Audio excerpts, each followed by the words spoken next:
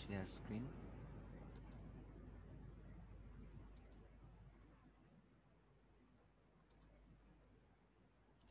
দেখা যাচ্ছে? জি স্যার। এটা আসলে গতবার তৈরি করা স্লাইড। এখানে আজকে টপিকস হবে, যদি ওখানে 21 লেখা আছে আজকের লেকচার অনুযায়ী হবে, নাম্বারটা হয়তো একটু চেঞ্জ হবে। তো টপিকস হচ্ছে microstrip, strip line and coplanar wave guides. তিন ধরনের ওয়েব গাইড স্ট্রাকচার নিয়ে আমরা ব্রিফ ডিসকাশনে যাব। আচ্ছা, এটা আমি প্রেজেন্টেশন মোডে চলে যাই। আচ্ছা, তো এটা রেফারেন্স হচ্ছে পোজার এবং র্যামো। পোজারের chapter 3, র্যামোর chapter 8। আচ্ছা, তো এখানে দেখতে পাচ্ছ যে strip line is a planar type of transmission line that lends itself well to microwave integrated circuit. তাহলে এখানে মাইক্রোওয়েভ ইন্টিগ্রেটেড সার্কিটরি, মানে আইসি টাইপের যে ধরনের সার্কিটগুলো আছে সেই ধরনের সার্কিটে সুইটেবল এক ধরনের ওয়েব গাইড স্ট্রাকচার বা ট্রান্সমিশন লাইন স্ট্রাকচার হচ্ছে স্ট্রিপ লাইন। অ্যান্ড মিনিচারাইজেশন যেহেতু আইসি টাইপের হচ্ছে, কাজেদের খুব ছোট হবে এবং ফটোলিথোগ্রাফিক ফ্যাব্রিকেশন প্রসেসে আগানো হবে। Geometry of the strip line is শোন বিলো, এখানে ছবিতে দেখানো হয়েছে। এটার এই একদম নিচে যে মোটা দাগটা সেটা হচ্ছে একটা গ্রাউন্ড প্লেন থাকে, সেটাকে বলে গ্রাউন্ড প্লেন। তারপরে এখানে থাকে তোমার একটা সাবস্ট্রেট টাইপের জিনিস, আর এই যে এখানে আর একটা মোটা, এটা হচ্ছে একটা মেটালিক জিনিস। এই দুজনের মধ্যে যে ডিফারেন্সটা সেটা হচ্ছে বি। আর যে ডাইইলেকট্রিকটা আছে সে ডাইইলেকট্রিকটার বা সাবস্ট্রেটটার পারমিটিভিটি হচ্ছে এপসাইলন আর। আর মেটালিক অবজেক্ট যে থাকবে সেটার ওয়াইড হচ্ছে ডাব্লিউ। এদিকে একটা থিকনেস থাকবে বি, এদিকে একটা ওয়াইড। এই থিকনেসটা হচ্ছে ডাইইলেকট্রিকে, তার মাঝখানে যেখানে মেটাল থাকবে সেটা হচ্ছে ডাব্লিউ। এবং মেটাল থেকে তোমার ইলেকট্রিক ফিল্ড লাইনগুলা এইভাবে বের হয়ে এখান থেকে শুরু হয়ে উপরে গিয়ে টার্মিনেট হবে, শুরু হয়ে ওখানে গিয়ে টার্মিনেট হবে। আর ম্যাগনেটিক ফিল্ডগুলোও এটাকে চারিদিকে সারাউন্ড করে থাকবে কারেন্ট ফ্লো করলে। Electric field line, magnetic field line দেখানো হয়েছে। আচ্ছা, এখানে এই যে কথাগুলো বললাম এগুলো বলা আছে thin conducting strip of wide W is centered between two sides of conducting ground planes of separation P, and the region between the ground planes is filled with dielectric material. Strip line is usually constructed by etching the center conductor on a grounded dielectric substrate of thickness B by 2 and then covering with another grounded substrate. অর্ধেকটা বানায় তারপর বাকিটা বানানো হয়। মানে ফার্স্টে এই অংশটা বানায়, তারপর মেটালটা দিয়ে তারপর বাকি অংশটা বানানো হয়। Variation of the basic geometry of figure includes strip line with differing dielectric substrate thickness, যেগুলোকে অ্যাসিমেট্রিক স্ট্রিপ লাইন বলে, এবং আরেকটা হচ্ছে ডিফারেন্ট ডাইইলেকট্রিক কনস্ট্যান্ট আলা থাকে যেগুলোকে বলা হয় ইনহোমোজেনিয়াস স্ট্রিপ লাইন। আর এয়ার ডাইইলেকট্রিক মিডিয়াম হতে পারে, ইজ সামটাইমস ইউজড, মানে ডাইইলেকট্রিকটাই হচ্ছে এয়ার আর কি। It is necessary to minimize loss যদি করতে চাই। আচ্ছা, এটা ছবি দেখানো হয়েছে। Because of strip line has two conductors and homogeneous dielectric it supports transverse electric magnetic waves, and this is the usual mode of operation. Like parallel plane guide and coaxial line, however, strip line can also support higher order waveguide modes. তোমাদের মনে আছে ওয়েবগাইডের মোডগুলা বলা হয়েছিল একদম শুরুতে ডেফিনেশনে। তো সেই মোডগুলা এটার মধ্যে transverse electric mode, transverse magnetic mode, TM mode, hybrid mode, এই ধরনের সব মোডকে সে, এবং তাদের মধ্যে হায়ার অর্ডারগুলো ডিফাইন হয় তোমার এম আর এন দিয়ে। তো এইগুলা হায়ার অর্ডার মোড মানে এম এন এর ভ্যালু একের চেয়ে বেশি, 2, 3, 4 এরকম হতে পারে।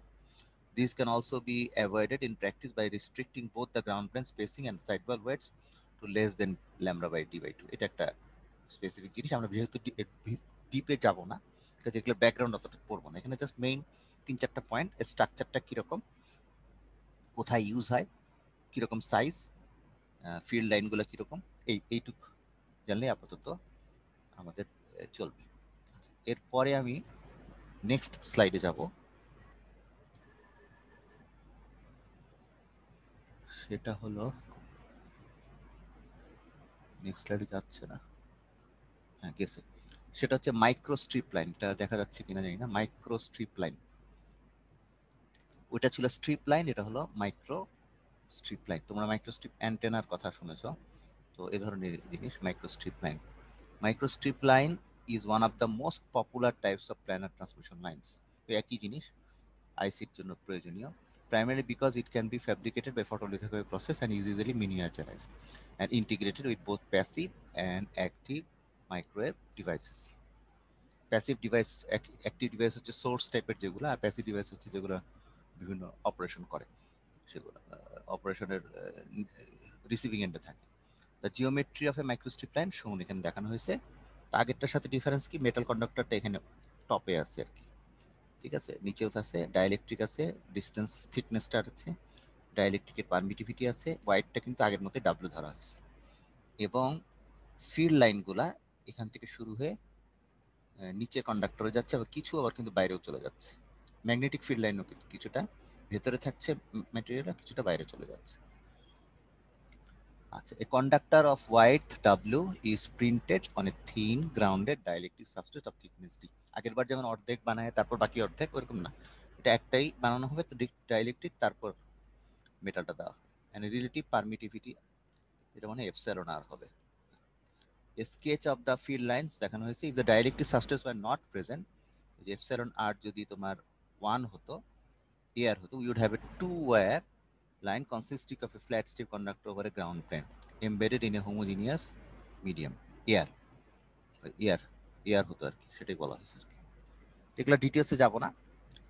Presence of dielectric, particularly the fact that the dielectric does not fill the region above the strip ডির উপরে, ওই যে উপরে যে এয়ার থাকতেছে সেটার কথা বলা হচ্ছে, এটার উপরে কিন্তু এয়ার, তাই না, ওই জায়গাটা বলা হচ্ছে। ওয়াই, এদিকে যদি তুমি ওয়াই ডিস্টেন্স ধরো, এটা যদি ডি হয় তাহলে ওয়াই গ্রেটার দেন ডি হলে সেখানে তোমার এয়ার থাকতেছে।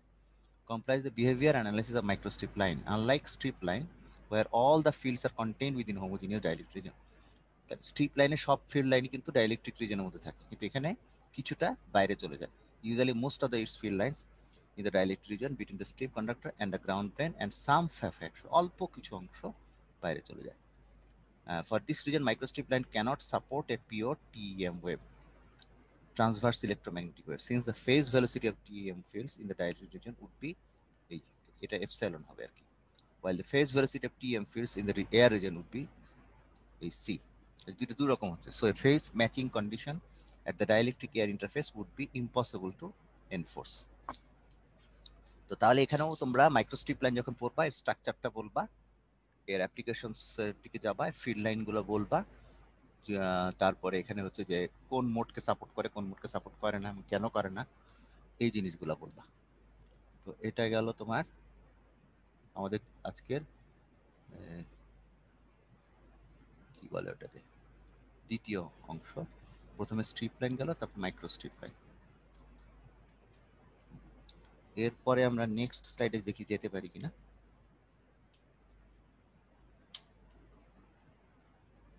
রেসপন্স করছে খুব স্লো,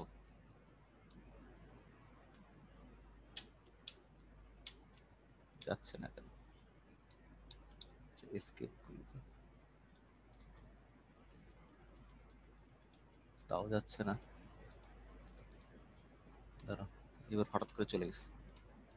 আচ্ছা, এরপরে তৃতীয় যেটা, এটা তো মাইক্রোস্ট্রিপ গেল, তারপর তৃতীয়টা হচ্ছে কো প্ল্যানার ওয়েব গাইড। এখানে তোমরা দেখতে পাচ্ছ কিনা জানি না, শব্দটা হচ্ছে coplanar waveguide, coplanar waveguide. এটাও এক ধরনের planar transmission line, is a type of electrical planar transmission line which can be fabricated using printed circuit board, একই জিনিস, and used to convey micro frequency signals on a smaller scale. Coplanar waveguide are also built into monolithic microwave integrated circuits. সবকিছু একই রকম কথাবার্তা। Conventional coplanar waveguide consist of, এখন স্ট্রাকচারটার মধ্যে difference, single conducting track printed on a dielectric, ঠিক আছে, substrate together with a pair of return কন্ডাক্টরস। তাহলে এটা হচ্ছে একদিকের কন্ডাক্টর, আর এটা হচ্ছে রিটার্ন কন্ডাক্টর, দুই দিকে তোমার রিটার্ন কন্ডাক্টর থাকে। তাহলে তিনটা সাইডে কন্ডাক্টর থাকছে, মাঝখানেরটা হচ্ছে ডাব্লিউ, আর এই রিটার্ন গুলো হচ্ছে এদিকে, আর এই মাঝখানেরটার সাথে ওদের সেপারেশন হচ্ছে এস ডিস্টেন্স পর পর থাকতেছে, ঠিক আছে। তাহলে মাইক্রোস্ট্রিপের এখানে আসলে একটা ছিল, এখানে এটা, এবং এটারও কিন্তু একটা আলাদা থিকনেস থাকবে টি, আর পুরোটার এটার আবার থিকনেসকে বলা হবে এইচ, সাবস্ট্রেটটা, নিচের সাবস্ট্রেটটা আবার কমন, তারপরে মেটাল, এবং তাদের মধ্যে সেপারেশন এবং তিনটা, এটাকে বলে সিপিডব্লিউ বা coplanar wave guide. One of the either side of the ট্র্যাকে দুটো রিটার্ন কন্ডাক্টর থাকতে all three conductors are on the same side of the substrate, সব একই দিকে থাকছে আর কি, অ্যান্ড হেন্স আর কোপ্ল্যানার, এই জন্য এটাকে বলা হয় coplanar. The return conductors are separated from the central track by small gap which has an unvarying width along the length of the line, মানে লেন্থ অফ দ্য লাইন হচ্ছে এটা, ঠিক আছে। এরকম যদি লেন্থ বরাবর ধরো তাহলে এটা শুরু থেকে শেষ পর্যন্ত ডিস্টেন্সটা এসি থাকবে, সেই কথাটা বলা হয়েছে। Unvarying width along the length of the line away from the central conductor. Return conductor usually extend to an indefinite but large distance so that each is notationally a semi-infinite plane. Conductor backed coplanar waveguide is a common variant, এটার আরেকটা variation সম্পর্কে এখানে বলা হয়েছে। এই গেল তোমাদের, এটা ওটাকে মুছতে হবে না, ক্লিয়ার অল রাইট, অ্যানোটেট। তারপরে এখন তো পরের লাইনে কেন যায় না আমি বুঝি না, আচ্ছা এখানে এখন গেছে। আচ্ছা, এরপরে একটা অঙ্ক আছে ইয়ার বইয়ের, স্ট্রিপ লাইন ডিজাইনের অঙ্ক, এটাও তোমরা প্র্যাকটিস করতে পারো। তো স্ট্রিপ লাইনটা মনে আছে তোমাদের, স্ট্রাকচারটা যদি একটু আগে দেখো, এই স্ট্রাকচার, মাঝখানে একটা ওয়াইড থাকছে কন্ডাক্টর, এদিকে থাকছে গ্রাউন্ড প্লেন, গ্রাউন্ড প্লেন ফিল্ডগুলো এখান থেকে শুরু করে গ্রাউন্ড প্লেনে যাচ্ছে। তো সেটার একটা জিওমেট্রির কথা বলা হয়েছে, wide for a find the wide, মানে ওয়াইডটা বের করাটাই হচ্ছে টার্গেট। এটা হচ্ছে স্ট্রিপ লাইন ডিজাইন। ডিজাইন কেন করব, স্ট্রিপ লাইনটা কোন ফ্রিকোয়েন্সিতে কোন ইলেকট্রোম্যাগনেটিক ওয়েভের জন্য কাজ করবে সেই জন্য ডিজাইন করব। আচ্ছা, ফরে copper strip line conductor. Copper strip line conductor মানে হলো এই যে মাঝখানের কন্ডাক্টর হচ্ছে কপার, এইগুলো হচ্ছে কপারের তৈরি আর কি। Copper strip line conductor with B is equal to 0.32 centimetre. দাঁড়াও, বি এইটা হচ্ছে 0.32 সেন্টিমিটার, মানে এই উপরের প্লেন আর নিচের প্লেনের মাঝখানের ডিস্টেন্স। অ্যান্ড এপসাইলন হচ্ছে 2.2, ওই যে ডাইইলেকট্রিকটা হচ্ছে 2.2। ইফ দ্য ডাইইলেকট্রিক লস ট্যানজেন্টটা হচ্ছে 0.001। তোমাদেরকে এখানে একটু রিমাইন্ড করে দিচ্ছি, লস ট্যানজেন্ট শব্দটা তোমরা ভুলে গেছো, এটা তোমরা ম্যাটেরিয়ালে পড়ছো, ট্যান ডেল্টা হিসাবে একটা ফর্মুলা ছিল, সেটাই হচ্ছে লস ট্যানজেন্ট। এটা খুব সম্ভবত epsilon double prime by epsilon r prime এরকম কিছু একটা ছিল, এটা আমাদের চেক করতে হবে। তো এ ধরনের জিনিস হচ্ছে একটা লস ট্যানজেন্ট থাকে ডাইইলেকট্রিকের জন্য। ডাইইলেকট্রিক ম্যাটেরিয়াল তোমরা আলাদা করে ম্যাটেরিয়ালে পড়ছিলা। and the operating frequency হচ্ছে 10 gigahertz. Calculate the attenuation in DB per lambda. এখন ডিবি পার ল্যাম্বডার ফর্মুলা কি সেটা তোমাদের আমি পড়াচ্ছি না, কিন্তু ইয়ার জন্য যদি অঙ্কটা কখনো দেওয়া হয় তাহলে এই ইকুয়েশনটা দিয়ে দেওয়া থাকবে। তো সেটা হচ্ছে ডাইইলেকট্রিক অ্যাটেনুয়েশনটা হচ্ছে alpha D is equal to K tan delta by 2, ইকুয়েশনটা বলা থাকবে, তোমরা বুঝে নিবা। তো ট্যান ডেল্টার ভ্যালু তো বলছে লস ট্যানজেন্ট, তার মানে এটা হচ্ছে 0.001। তাহলে এখন বার করা দরকার কে। তো কে হচ্ছে ওয়েভ নাম্বার, এটা হচ্ছে twice pi F epsilon IR by C. এই ফর্মুলাটা তোমাদের আমি বলি এই ফর্মুলাটা কোত্থেকে আসলো। তোমরা জানো omega is equal two V is equal two F lambda, তাই না? তাহলে এফ মানে কি, ওমেগা বাই টোয়াইস পাই। এখন ভির জায়গায় বোধহয় ওরা সি বলছে, এটাকে যদি আমরা ইরেজ করি, এটা মনে হয় C, C is equal to এটা, আর ওই যে এপসাইলনটা কোথায়, কে ইজ ইকুয়াল টু আবার জানো টোয়াইস পাই বাই ল্যামডা মনে হয়। তাহলে এপসাইলনটাও কোথা থেকে আমি আসছি, দাঁড়াও ফর্মুলাটা ভুলে গেছি, টোয়াইস পাই বাই ল্যামডা। আচ্ছা, তো যাই হোক এই ফর্মুলাটাও তাহলে তোমাদের বলে দেওয়া থাকবে, এপসাইলন আর সাথে ইয়ার সম্পর্ক, এত কিছু অন্যান্য অনেক কিছু ডিরাইভেশনের মধ্যে এত মনে রাখা যায় না, কাজে প্রশ্ন এটাও বলে দিব। তাহলে ওয়েভ নাম্বারটা তুমি এখান থেকে পাবা কে, কে এর ফর্মুলা তোমাকে যদি অঙ্কটা বললাম সাথে সাথে কে এর ভ্যালু বললাম, আর কে এর ইকুয়েশনটা দিয়ে দিলাম, আলফা ডির ইকুয়েশনটা দিয়ে দিলাম, তাহলে তোমরা এর মাধ্যমে এখান থেকে কে বের করে তারপর মান বসায় আলফা ডিটা বের করতে পারবে। এটা হচ্ছে তোমার ডাইইলেকট্রিকের লসটা। আচ্ছা, এটা বলছে assume a conductor thickness of 0.01। তো ওই যে কন্ডাক্টর ছোট চিকন যেটা, ওটার থিকনেস হচ্ছে 0.01 মিলিমিটার। তো সেখানে আলফা সির যে ফর্মুলা এটাও দিয়ে দেওয়া থাকবে তাহলে। তো আলফা সির ফর্মুলার মধ্যে তোমার এই বি বলে দেওয়া আছে, টি বলে দেওয়া আছে, কিন্তু আর এস বলা নাই। তাহলে আর এস এর ভ্যালু ইকুয়েশন টিকুয়েশন থেকে বের করতে হবে। তো ওই ঝামেলার মধ্যে না গিয়ে হয়তো আমরা আর এস এর ভ্যালুটা বলেই দিব। তারপর এপসাইলন আর দেওয়া আছে, জেড নট এর ভ্যালু, জেড নট এর ভ্যালুর একটা ইকুয়েশন আছে, এই ইকুয়েশন। তাহলে আমার ধরো জেড নট এর ভ্যালুটাও আমরা বলে দিতে পারি। আর এরিয়া, এ মনে হয় না এরিয়ার, হ্যাঁ এরিয়ারও একটা ইকুয়েশন আছে, এটাও বলে দিতে হবে। মানে এই ইকুয়েশন এত মুখস্থ রাখার দরকার নেই। তো তোমার আলটিমেটলি আলফা সির ইকুয়েশনটা, কে এর ইকুয়েশনটা, আলফা ডির ইকুয়েশনটা বলা থাকলে তোমরা অ্যাটেনুয়েশনটা বের করতে পারবা। তো এরকম স্ট্রিপ লাইনের ডিজাইনের অঙ্ক হয়তো সেমিস্টার পরীক্ষায় বা কুইজে দিতে পারি। এইটা গেল তোমার আজকের প্রথম অংশ, যে বিভিন্ন রকম প্ল্যানার ট্রান্সমিশন লাইন। দাঁড়াও, এখানে এটা বের হচ্ছে না, এসকেপ করলে বের হয় না কেন মাঝে মাঝে বুঝি না আমি।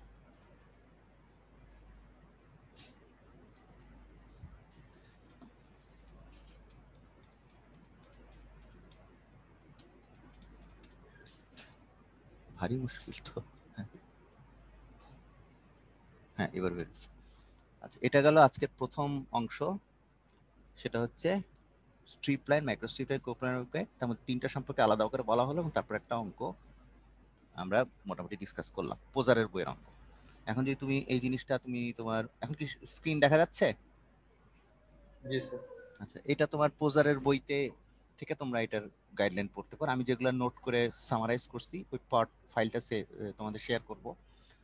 প্লাস স্ট্রিপ লাইনের বই তোমরা আছে তোমাদের পোজারের বই, এটা পোজারের থেকে 3.7 আর্টিকেল, এখান থেকে তোমরা নিজেরা রিডিং করে জিনিসটা আরো কনসেপ্ট ক্লিয়ার করতে চাইলে করবে। ছবি দেওয়া আছে, স্ট্রিপ লাইন সার্কিট অ্যাসেম্বলি, কভারটা ছড়ায়, তারপর দেখানো আছে showing 4 quadrature hybrids, open circuited tuning stubs and coaxial transmission.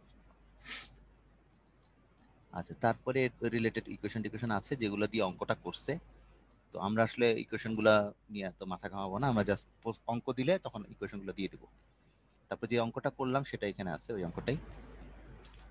তারপরে এরপরে তোমার মাইক্রোস্ট্রিপ লাইন নিয়েও 3.8 আছে পোজারের, ওখান থেকে দেখে নিও স্ট্রাকচার টাকচার, এত ডিটেলস পড়ার দরকার নেই, জাস্ট মেইন কনসেপ্টটা। মাইক্রোস্ট্রিপ লাইন ডিজাইনের একটা অঙ্ক আছে, এটা মনে হয় অত দরকার হবে না, আমরা খালি একটাই টাচ করব। আর এখানে কি এদের কি কোপ্ল্যানার ওয়েবগাইড ছিল কিনা মনে নাই, এদের মানে ছিল না, ওটা র্যামোর বই থেকে আমি দেখাবো। র্যামোর বইতেও এই তিনটা জিনিসই আছে। এই যে প্ল্যানার ট্রান্সমিশন লাইন হিসেবে এটা হচ্ছে র্যামোর 8.6, ওখানে হলো 3.7 3.8 পোজারের, আর র্যামোর এখান থেকে পাবা। এখানে স্ট্রিপ লাইন নিয়ে বলা আছে, স্ট্রাকচার দেওয়া আছে, এটা স্ট্রিপ লাইন, এটা মাইক্রো স্ট্রিপ লাইন, এবং কোন মোড সাপোর্ট করে না করে এগুলো বলা আছে, বর্ণনা বলা আছে, এখান থেকে তোমরা নোট করে নিবা। এটা গেল আজকের প্রথম অংশ। এরপরে আমরা যে দ্বিতীয় অংশে যাব সেটা হচ্ছে, তাহলে এটা সেটা হচ্ছে, আমি যাই মাইক্রোওয়েভের কোথায়, দ্বিতীয় অংশটা হচ্ছে এটা তো মনে হয় 21 পর্যন্ত পড়ানো হয়ে গেল। হ্যাঁ, তো দ্বিতীয় অংশ হচ্ছে নেটওয়ার্ক, যেটা তোমরা ল্যাবে এখন এক্সপ্লেন করছো, রেলিভেন্ট হতে পারে, সেজন্য নেটওয়ার্কের কাছে চলে যাওয়াটা দরকার। এটা হচ্ছে তোমার লেকচার, আগের লেকচার 22 ছিল, তোমরা এখন আজকের লেকচারের মধ্যে ঢুকায় ফেলবা। সেটা হচ্ছে মাইক্রোওয়েভ নেটওয়ার্ক অ্যানালাইসিস। এতদিন আমরা যেগুলো দেখাচ্ছিলাম সেগুলোর সাথে যদি রিলেট করো, এতদিন যেগুলো দেখাচ্ছিলাম মূল জিনিস ছিল মাইক্রোওয়েভের একটা সিগন্যাল সোর্স, তারপর এখানে তোমার লাইনে সিগন্যাল যাচ্ছে, শেষে একটা লোড আছে, সেই লোডটা শর্ট সার্কিট হতে পারে, ওপেন সার্কিট হতে পারে, এরকম। এটা জেড এল।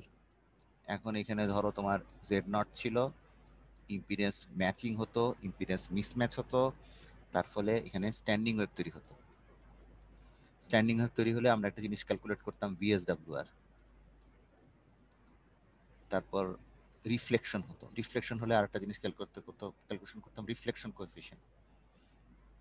আর যেহেতু ভিতর দিয়ে ইলেকট্রোম্যাগনেটিক ওয়েভ যাচ্ছে, কাজেই এখানে ভোল্টেজ থাকতো, কারেন্ট থাকতো। ইলেকট্রিক ফিল্ডের সাথে ভোল্টেজ রিলেটেড, কারেন্ট ম্যাগনেটিক ফিল্ডের সাথে কারেন্ট রিলেটেড। এবং পজিটিভ ডিরেকশনেরটাকে ভি প্লাস বলতাম, নেগেটিভ ডিরেকশনেরটাকে ভি মাইনাস বলতাম। এই এই তো সব পয়েন্টগুলো ছিল। আর এখানে ইনপুট ইম্পিডেন্স একটা ছিল জেড আই। এগুলো নিয়ে আমরা মোটামুটি কাজ করছি। এবং পরীক্ষায় যেটা আসলে স্টাব ম্যাচিং, সেখানে এটার সাথে একটা প্যারালাল লাইন যুক্ত হয়েছিল, এদিকে শর্ট ছিল। এরকম প্যারালাল লাইন যুক্ত হলে অ্যানালাইসিস করার জন্য আমরা স্মিথ চার্ট হিসাব করে ক্যালকুলেট করতে পারবো। স্মিথ চার্টের মধ্যে এগুলো ছিল কনস্ট্যান্ট আর সার্কেলস, আর কিছু ছিল কনস্ট্যান্ট এক্স সার্কেলস। এক্সিস সিস্টেমটা ছিল ইউ, এক্সিস সিস্টেমটা ছিল ভি, তার ফলে W is equal to U আর ভি মিলে ছিল। এই ডাব্লিউর ভিতরের অংশের মধ্যে ছিল রো এবং তার অ্যাঙ্গেল, তাই না? এবং রোটা ছিল এই যে ভি আর ইউ এর সাথে অ্যাম্পলিটিউডটা গুণ করে আমরা ধরো এখানে রো হিসাব করতাম। তারপরে এটা এদিকে কাট করলে এই জায়গাতে পয়েন্টটাকে এস বলতাম। এই ধরনের জিনিসগুলো আমরা অলরেডি স্টাডি করছি। ট্রান্সমিশন লাইনের মধ্যে যদি আমরা এই ডিস্টেন্সটা যদি এল ডিস্টেন্স লোডের দিকে যেতাম, তাহলে স্মিথ চার্টে অ্যান্টি ক্লকওয়াইজ যাব। আবার যদি জেনারেটরের দিকে রো ডিস্টেন্স যেতাম, তাহলে স্মিথ চার্টে ক্লকওয়াইজ যাব। এবং ওখানে এল ডিস্টেন্স গেলে এখানে যাব টুয়াইস, কি বলে, টুয়াইস বিটা এল অ্যাঙ্গেল বোধ হয়, তাই না? অ্যাঙ্গেলটা হচ্ছে টুয়াইস বিটা এল। তার মানে ওখানে এল ডিস্টেন্স যাওয়া মানে এখানে টুয়াইস বিটা এল। ওখানে যদি ল্যামডা বাই 4 ডিস্টেন্স যেতাম, তাহলে এখানে হতো টুয়াইস পাই বাই ল্যামডা, এখানে ল্যামডা বাই 4, 4 4 কাটা, তার মানে পাই অ্যাঙ্গেল যেতাম। তার মানে এখান থেকে শুরু করে 180 ডিগ্রি যেতাম যদি আমরা ওখানে এল ডিস্টেন্স যেতাম।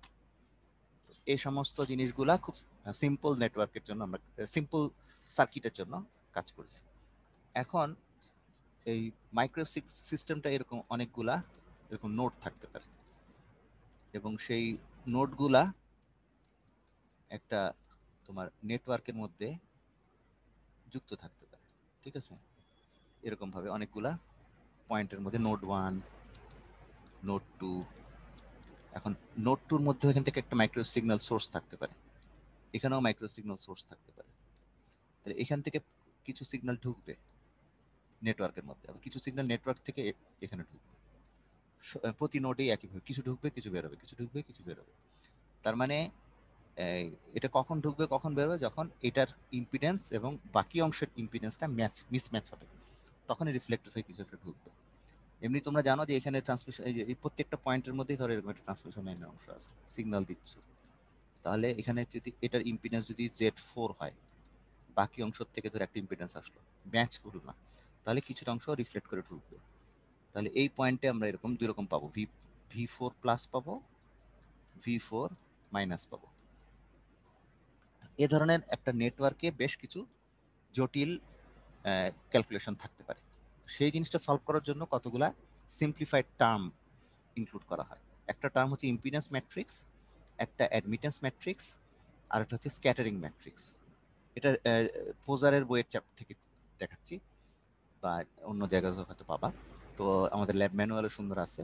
তো এই স্ক্যাটারিং ম্যাট্রিক্সটাই হচ্ছে তোমরা যে এস প্যারামিটারটা ল্যাবে দেখাচ্ছিল, এস প্যারামিটার S11, S21, তো ওগুলাই হচ্ছে তোমার স্ক্যাটারিং ম্যাট্রিক্সের পার্ট। তো এখন আমরা স্ক্যাটারিং ম্যাট্রিক্স কি সেটা যাওয়ার আগে ইম্পিডেন্স ম্যাট্রিক্সটা আগে আমরা টাচ করব। কিন্তু টাচ করার আগে এটাকে ইয়ে করতে হবে। হ্যাঁ, তাহলে এখন অ্যানালাইসিস আর ডিজাইন প্রবলেমের নিয়ে এখানে বেশ কিছু কথাবার্তা আছে, হালকা করে টাচ করছি ফর দ্য পারপাস অফ একটু ডিপে যাওয়ার জন্য। Circuits operating at low frequencies for which the circuit dimensions are small relative to the wavelength can be treated as an interconnection of lumped passive and active components with unique voltage and currents, মানে অর্থাৎ ফেজের ব্যাপারটা নাই। In this situation the circuit dimensions are small enough such that there is negligible phase delay. তাহলে আমাদের যখন আমরা এই পুরনো নলেজ 50 হার্জ 100 হার্জ এই সমস্ত সিগন্যাল নিয়ে যখন ডিল করি, তখন সার্কিট ডাইমেনশনস গুলা বেশ এমন অবস্থায় থাকে। আর ওয়েভলেংথ ফ্রিকোয়েন্সি যদি কম থাকে তার মানে ওয়েভলেংথ অনেক বেশি, তাহলে এই দুজন কম্পারেবল থাকে না, তখন কোনো ফেজ ডিলের ব্যাপারটা থাকে না সিগন্যালের মধ্যে। প্রতি পয়েন্টে ভোল্টেজ একই ধরনের থাকে, ভোল্টেজগুলোর মধ্যে ফেজ চেঞ্জ হয় না। কিন্তু ইলেকট্রোম্যাগনেটিক ওয়েভের ফ্রিকোয়েন্সি তোমার যে গিগাহার্টজ রেঞ্জে চলে গেলে তখন সেখানে তোমার ওই জিনিসটা হয়। সো এই জিনিসগুলো আমরা ট্রান্সমিশন আর অ্যানালাইসিস সময় আসলে ডিটেল ডিসকাস করছি, তো সেটা এখন আর রিপিট করার দরকার নাই। Circuit or network analysis is used because it is easy to modify the original problem or combine several elements together and find the response. আচ্ছা, যাক, এটা পরে ছবি দিয়ে এক্সপ্লেন করলে আমার মনে হয় এই এত কথাবার্তার চেয়ে এটা বেশি ক্লিয়ার হবে। আচ্ছা, এর পরেরটা হচ্ছে the basic procedure for microwave network analysis. এটাতে আমি যেটা ছবি দেখালাম এই ডান দিকে, এই ছবিটা কি দেখা যাবে?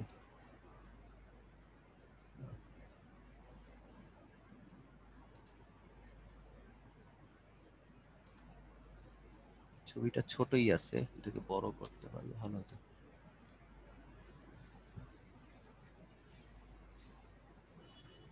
আচ্ছা, যাই হোক, এই ছবিটা যদি দেখতে চাও, যে নেটওয়ার্কের বিভিন্ন নোড গুলো এখানে দেখানো হয়েছে।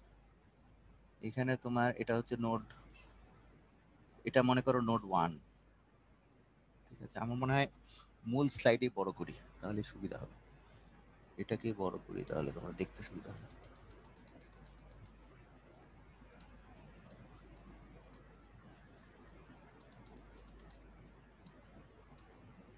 এই যে এটা পোজারের বইতেও আছে, এটা মনে করো নোড 1, এটা নোড 2, এটা নোড 3, এইটা হচ্ছে পুরো নেটওয়ার্কটা। তাহলে এখানে অনেকগুলো এন সংখ্যক নোড আছে। এখানে মাইক্রোওয়েভ সিগন্যাল সোর্স আছে, এখানেও মাইক্রো সোর্স আছে, এখানেও সোর্স আছে, এখানে সোর্স। এখান থেকে তোমার ভোল্টেজ যেটা ওখানে যাচ্ছে সেটা হচ্ছে V1 প্লাস, আর পুরো নেটওয়ার্ক থেকে ইম্পিডেন্স মিসম্যাচের কারণে রিটার্ন করছে V1 মাইনাস। তাহলে আমি যদি ছবি বলি, এখানে হচ্ছে V1 প্লাস বেরোচ্ছে আর ঢুকছে V1 মাইনাস। সিমিলারলি এখানে তোমার V2 প্লাস ঢুকছে আর V2 মাইনাস বেরোচ্ছে, V2 প্লাস বেরোচ্ছে, V2 মাইনাস ঢুকছে, V3, V4, VN। আচ্ছা, এটা হচ্ছে ওভারঅল পিকচারটা নেটওয়ার্কটাকে যদি চিন্তা করো। এখন আমি আবার ছোট করব।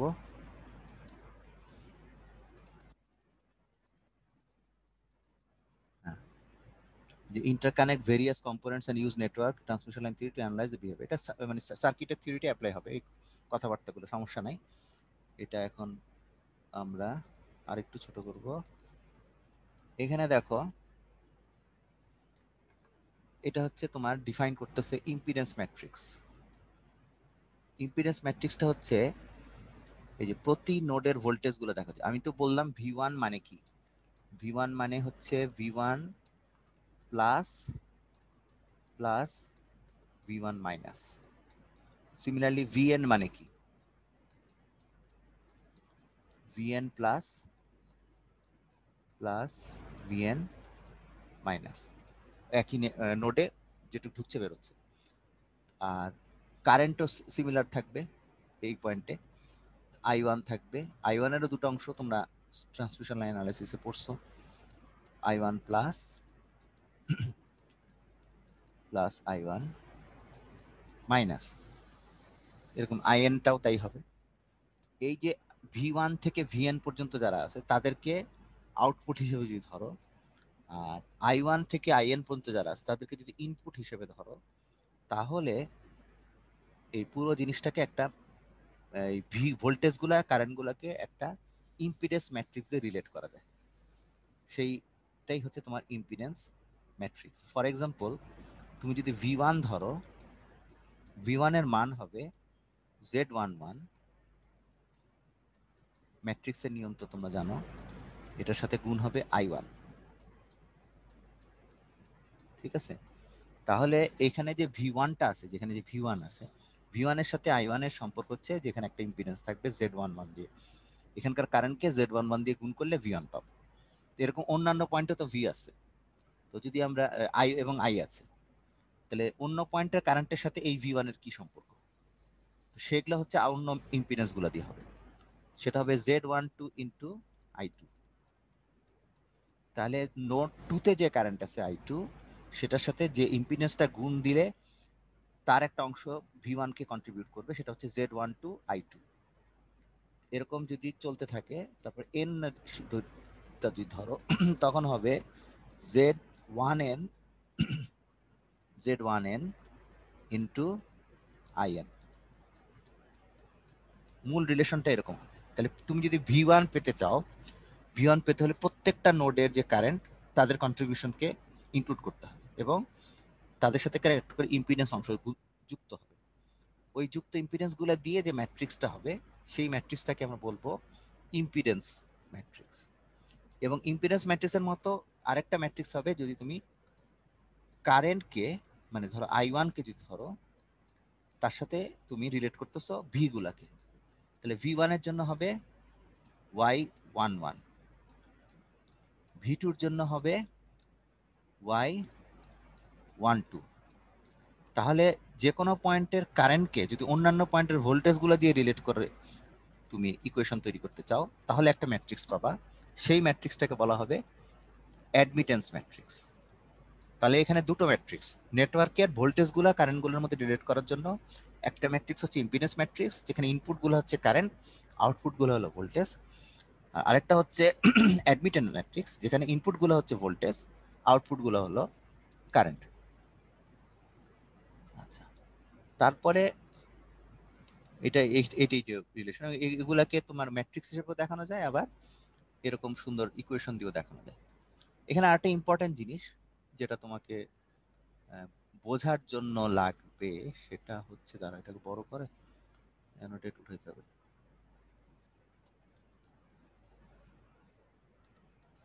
তোমাদের কুইজের জন্য সমস্যা থাকলে ওটা আগামী দিন দেখবো, আজকে এটা দেখি আগানো যায় কতদূর।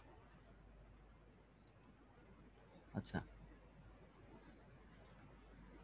যেমন এখানে যে রিলেশনটা, যে জেড আই জে, তাহলে অ্যাডমিটেন্স ম্যাট্রিক্সের কোনো একটা এলিমেন্ট যদি তুমি বের করতে চাও, জেড আই জে বের করতে চাচ্ছ, তাহলে তখন হিসাব হবে V I divided by I J provided I K is equal to 0, যেখানে কে হচ্ছে not is equal to J. বলো কি বুঝলা? এখানে তুমি ক্যারেক্টার গুলো কি কে, আই এবং জে।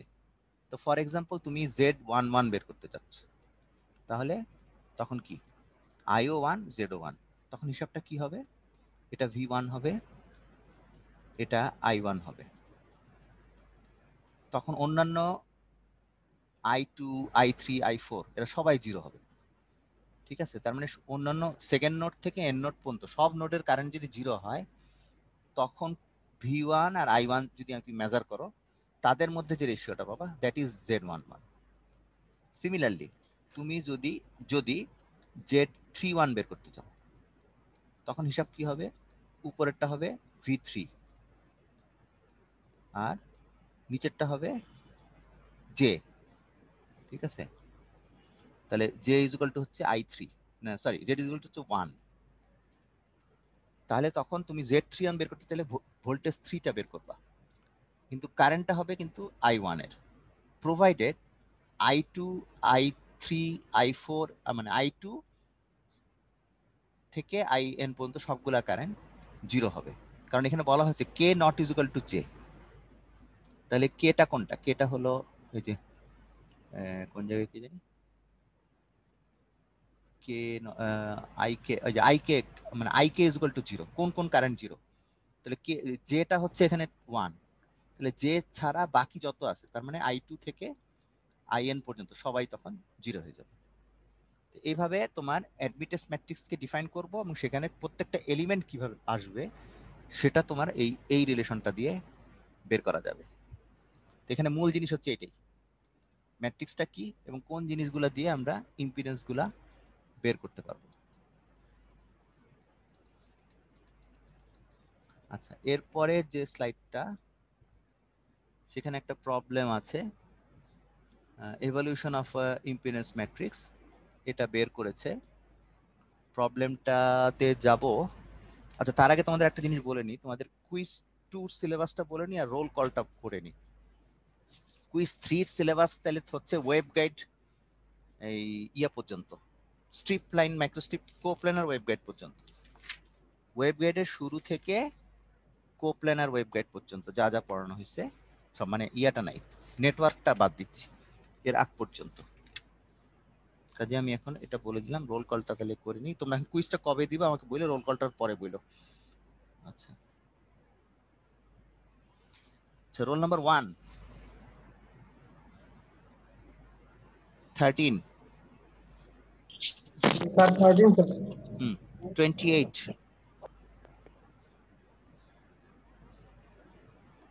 28 নাই, 37, 39, 45, 50। Present sir. কোনটা, 45 না 50? 50 স্যার। আচ্ছা আচ্ছা, তারপরে হচ্ছে 53, 60, 67, 73, 90, Yes, sir. 94, Present, sir. 95, Yes, sir. 97, Yes, sir. 106, 114, present sir. 119, Yes, sir. 125, Yes, sir. 131, 130, 41, 150, Yes, sir. 52, Present, sir. 60, 177, Present, sir. 180, Present, sir. 184, 185, Yes, sir. 186, 192, 199, Present, sir. আচ্ছা 205, Yes, sir. 208, Yes, sir.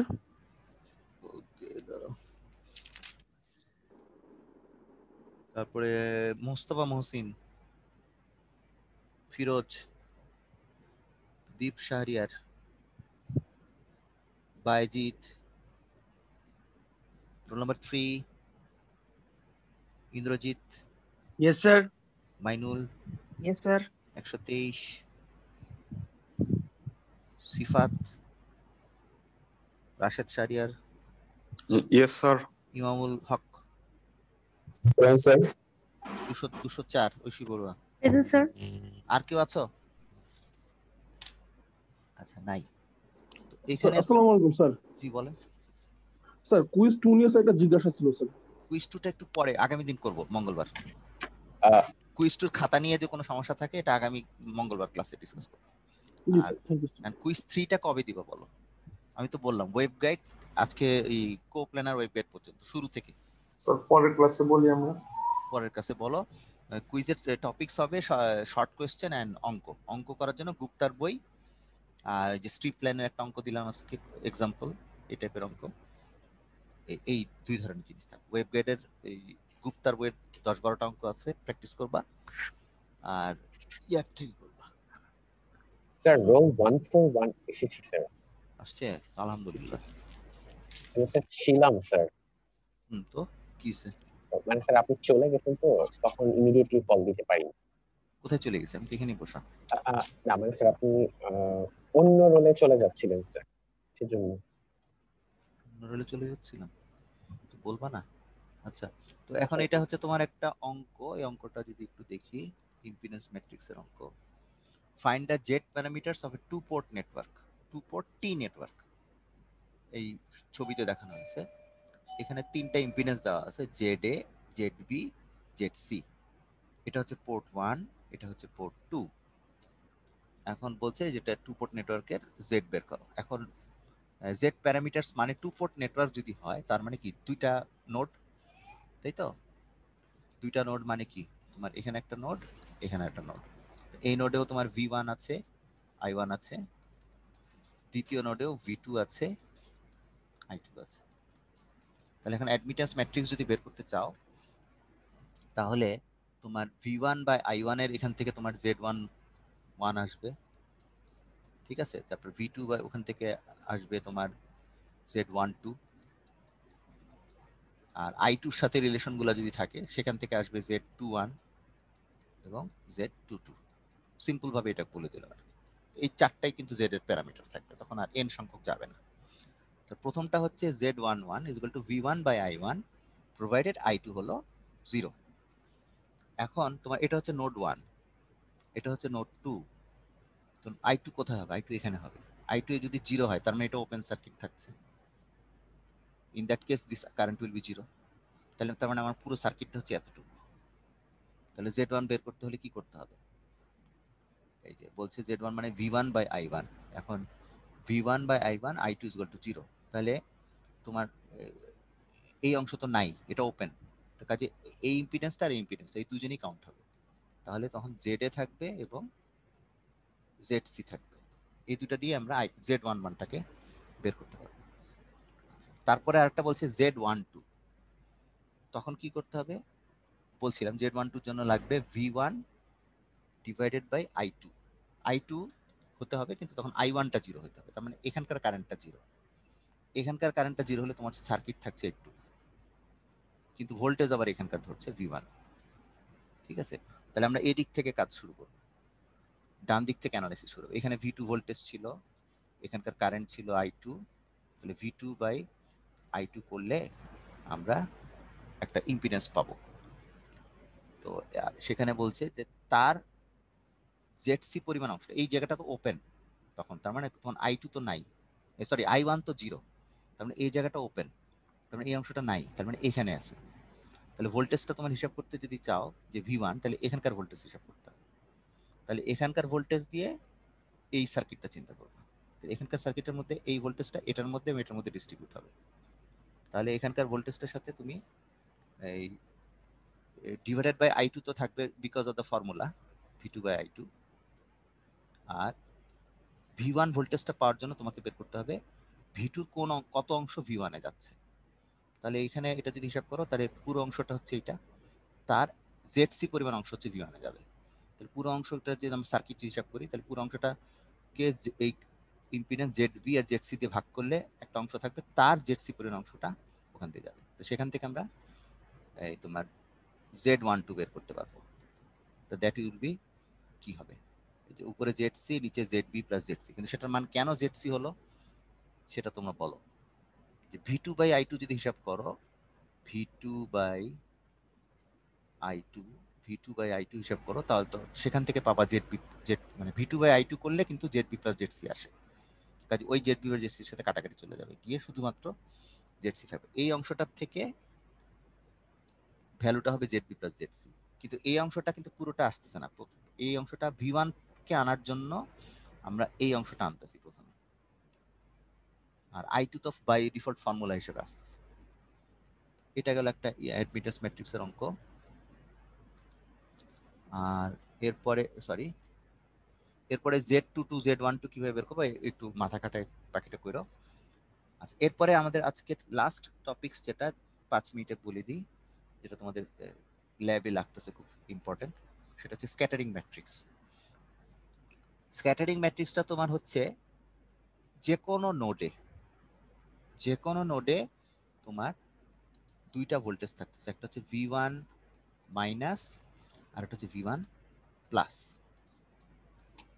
বা V2 minus V2 plus.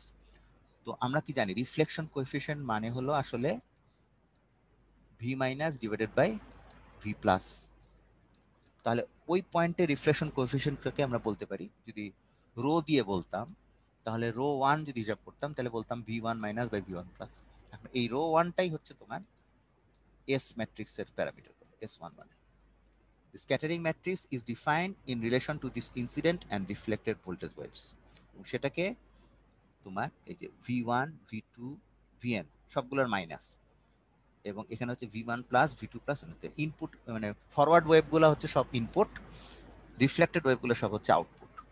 তাহলে ভাগ করলে তো তোমরা জানো যে reflection coefficient আসতো, সেই প্যারামিটারগুলোই হচ্ছে এস ম্যাট্রিক্সের প্যারামিটারগুলো S11।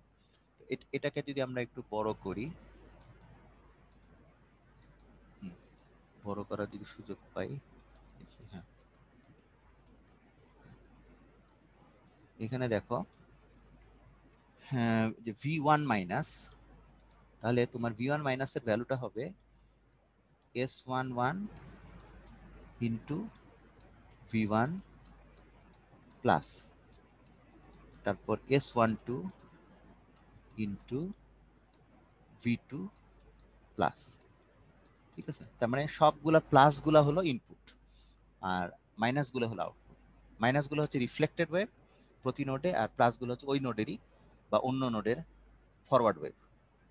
এইভাবে পাচ্ছি। তো একটু আগে যেমন বের করলো যে Z1 আর S1 কিভাবে পাবো, এখানে S1 এর একটা ফর্মুলা আছে, সেটা হচ্ছে Sij, এগুলা কিন্তু পোজারের বইতে সব আছে।